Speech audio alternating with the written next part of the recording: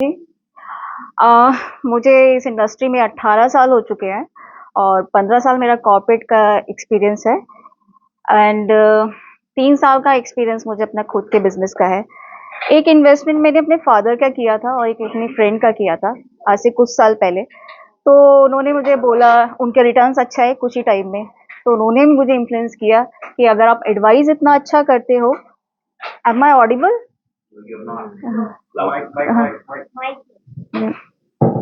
Okay. तो उन्होंने उन दोनों ने मुझे सजेस्ट किया कि ओके कि मैं अपना क्यों नहीं स्टार्ट करती हूँ। तो इस तरीके से मेरी जर्नी स्टार्ट हुई।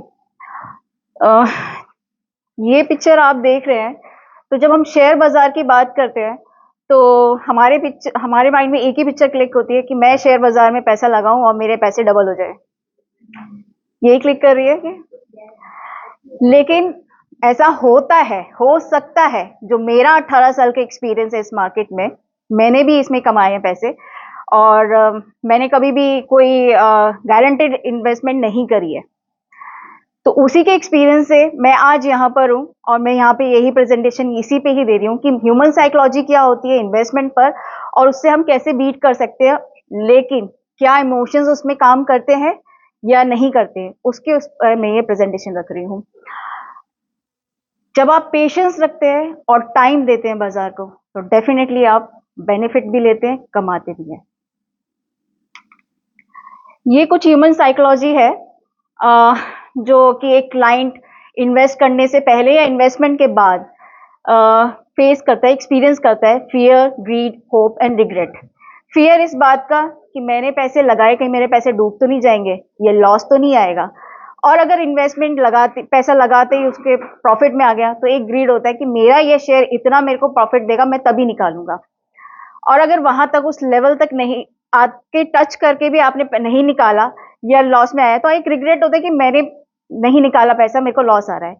इसी पे एक रीसेंट मेरा अभी एक इंसिडेंट है जिसपे मेरी ही फ्रेंड ने कुछ इन्वेस्टमेंट कर रखी है मेरे साथ में अराउंड 3 lakhs की। तो उसको 30,000 का प्रॉफिट आ रहा था एंड शी बिलीव्स कि मेरे को जो प्रॉफिट आएगा मैं ब्रोक कर लूंगी।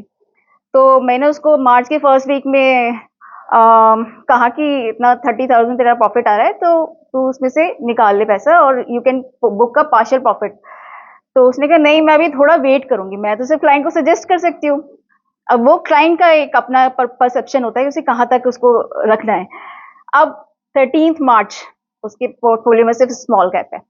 13 मार्च को जब मार्केट डाउन हुई more than 5%, mid cap and small cap, उसका कॉल आया मेरे पास में विद इन 15 मिनट्स, जहां से उसने मुझे बोला 6,000 का प्रॉफिट रह गया, 1500 का प्रॉफिट, 900 का प्रॉफिट रह गया। तो उसने वो रिग्रेट कि मैंने पैसे पहले क्यों नहीं निकाले। तो वो रिग्रेट, एक मिक्स इमोशंस होते हैं क्लाइंट के अंदर कि मैं यहाँ पे एंट्री करूं, यहाँ पे एग्जिट करूं, लेकिन ये तब होते हैं जब आपको मार्केट के बारे में कुछ नॉलेज नहीं होती है। अभी एक मार्केट में मतलब सोशल मीडिया पे भी बहुत आया है, फियर ऑफ मिसिंग आउट। अभी क्या है कि मार्केट बहुत ऊपर अपसाइड में चल रही थी, तो सब अपनी सक्सेस स्टोरी बताते, मैंने इतना कमाया, मैंने इतनी परसेंटेज पे ये स्टॉक लिया, मेरा पोर्टफोलियो इतना जा रहा है। तो जो उनके सर्कल में, उनके सराउंडिंग्स में जो होते हैं, वो ये सोचते हैं कि मैंने क्यों नहीं कमाया इतना। लेकिन उनकी बैक स्टोरी में आप जाके देखेंगे तो क्या एक्चुअल में वो रिटर्न्स है, एक्चुअल से वो कितने टाइम से लगाया हुआ उन्होंने, और क्या एक्चुअल में अगर उनका पूरा पोर्टफोलियो देखा जाए तो क्या उनका रिटर्न्स इतना एक्चुअल में आया है। उनका पर्पस अलग है, आपका पर्पस अलग है मार्केट में लगाने का। पहले तो आपका पर्पस क्लियर होना चाहिए कि मार्केट में आप पैसे लगा क्यों रहे हैं। पूरी मार्केट डिपेंड करती है फैक्ट्स एंड एनालिसिस पे। एनालिसिस दो तरीके के होते हैं, फंडामेंटल एंड टेक्निकल। फंडामेंटल में आप एक कंपनी का फाइनेंशियल हेल्थ देखते हैं, जिसमें कि आप उसकी liabilities, sorry, revenue, profitability, revenues and liabilities, और कंपनी का पोटेंशियल देखते हैं कि वो कितनी पोटेंशियल है, एंड कंपनी का परफॉर्मेंस क्या है, एंड इकोनॉमिक फैक्टर। ये 3 चीजों पे अब मैं इसमें बात ज्यादा करूंगी तो फंडामेंटल पे तो बहुत ज्यादा टाइम खिंच जाएगा, लेकिन ये सारी चीजें कंसिडर में रखकर ही हम एक स्टॉक का सिलेक्शन करते हैं, जिसमें कि मार्केट जब सिलेक्शन होता है तो कि उस इंडस्ट्री में उसका अपना मार्केट कैप कितना है, क्या उसके पास कितने प्रोजेक्ट्स हैं, उस प्रोजेक्ट्स में वो कितना एक्टिव है। फंडामेंटल पे मैं अभी इतना ही बात कर सकती हूँ।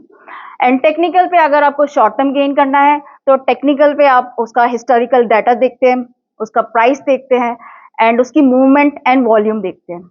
उस बेस पे आप एक रिस्क मैनेज करते हैं पूरे पोर्टफोलियो का। तो उसमें आपका एक कॉन्फिडेंस आता है कि मार्केट कहीं पे किसी भी तरफ जाएगी, मेरा सिलेक्शन स्टॉक का अच्छा है तो मुझे रिटर्न्स मिलेंगे। जैसे कि अगर आप देखें तो मिड कैप और स्मॉल कैप अभी दोनों ही गिरे हुए हैं। कई आपने सर डाला भी था उसमें कि कुछ शेयर्स का, मिड कैप स्मॉल कैप का। तो मैं तो सजेस्ट करूंगी कि आप यहाँ से थोड़ा थोड़ा एडजस्ट इसमें इन्वेस्ट करना शुरू कर सकते हैं, क्योंकि अगर वो बाय नेक्स्ट उसमें मैं बताती हूँ आपके पोर्टफोलियो में large cap, mid cap, small cap, growth and value, ये 5 तरीके के स्टॉक्स जरूर होने चाहिए। लार्ज कैप का मार्केट कैपिटलाइजेशन होता है 20,000 एंड अबव, मिड कैप का 20,000 से लेके 5,000 एंड स्मॉल कैप से 5,000 के बिलो जो होता है। स्मॉल कैप में पोटेंशियल ज्यादा होता है पर रिस्क भी बहुत ज्यादा होता है। ग्रोथ में वो कंपनीज होती है जिनका बहुत कम टाइम में ग्रोथ बहुत जल्दी हुआ होता है, जैसे कि आपका बजाज फाइनेंस है, पोली कैप है, नितिन नाइट्रेट है। एंड वैल्यू फंड में मैंने अभी एक उन्नति विंग में ही डाला था इमामी लिमिटेड, वो अंडर वैल्यूड है, उसका पोटेंशियल कम से कम 40% का है, क्योंकि उसके रिटर्न्स अगर उसकी कंपनी की बैलेंस शीट देखा जाए, उसका बुक वैल्यू, कैश वैल्यू देखा जाए तो लास्ट जो क्वार्टर है उसका जो प्रॉफिट है, नेट प्रॉफिट है 250 करोड़। तो ये आपका एक पोर्टफोलियो सजेशन, और डिपेंड करता है कि आपकी रिस्क कैपेसिटी कितनी है, उस हिसाब से परसेंटेज आपको उसमें कितना लेना है। एवरी करेक्शन अ बाइंग अपॉर्चुनिटी।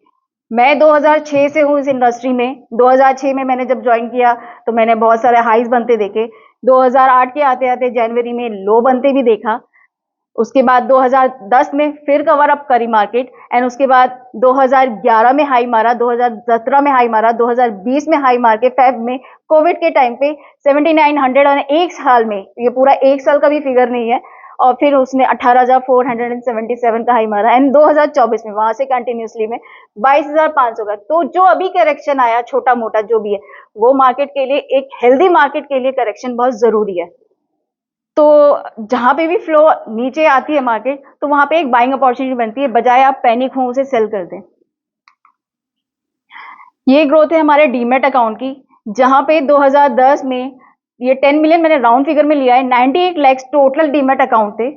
उसके बाद अगर मैं 2019 में 1.9 मिलियन अकाउंट ओपन हुए। 2020 में ये फिगर है कोविड के बाद की। लोग उस टाइम पे मतलब इतने ज्यादा अवेयर थे कि नहीं, पैनिक नहीं होना है, बाय करना है, फ्रेश बाइंग करनी है। देन 14.2 2023 में 25 मिलियन एंड टोटल अभी जो है 130 मिलियन डीमेट अकाउंट है। अगर आप 2010 से लेके 2023 तक का डाटा देखेंगे तो 22 लाख सिर्फ जनवरी में खुले हैं अकाउंट, जब एग्जिट पोल अनाउंस हुआ है। तो मार्केट का आप देख सकते हैं कि कितनी ग्रोथ रेट है मार्केट में, इंडियन मार्केट में। ट्रांसफॉर्मेशन जब मार्केट ऑनलाइन हुआ, वहां से मार्केट में लोगों ने अपने आप को इंट्रोड्यूस किया। देन इंडियन मार्केट की इकोनॉमी अभी जो चल रही है, एफआईआई से पैसा लगा रहे हो उसमें, और इंडियन के खुद का पैसा भी खुद लगा हुआ है, खास उस सबसे उसमें सब इंस्टीट्यूट, मेन इंस्टीट्यूट जो है वो म्यूचुअल फंड है उसमें। And second largest stock market में एनएससी का वॉल्यूम है, जो लास्ट मंथ का ही है ये। इसके अलावा ये 4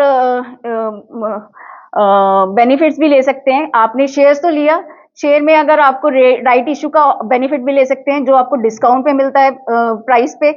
बायबैक, कंपनी अगर अपने परचेज करती है मार्केट से शेयर, तो आपको वो, जैसे अभी बजाज ऑटो का था 8,000 का शेयर, वो 10,000 में दे रही थी, bonus and dividend.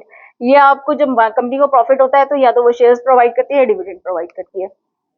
Benefits of split market, जब कोई शेयर बहुत महंगा होता है तो जब स्प्लिट होता है तो उसके ये बेनिफिट होते हैं कि आपको लिक्विडिटी मिल जाती है, शेयर प्राइस कम हो जाता है एंड आप उसे बाई कर सकते हो। जैसे कि अभी नेस्ले का था 27,000 का शेयर आपको 2700 में मिल रहा है, तो आप उसको अपने पोर्टफोलियो में ऐड कर सकते हैं। ये मेरे क्लाइंट के कुछ फीडबैक है। मैं चाह रही थी कि मुझे सजेशन दिया गया था कि मैं इसको रिटर्न में लिखूं, लेकिन मैं चाहती थी कि वीडियो आप देखें क्योंकि ये तीनों क्लाइंट्स का अपना एक अलग पर्पस है, एक अलग रिक्वायरमेंट है, उस हिसाब से ये मैंने वीडियो डाले हैं। स्टार्ट हो।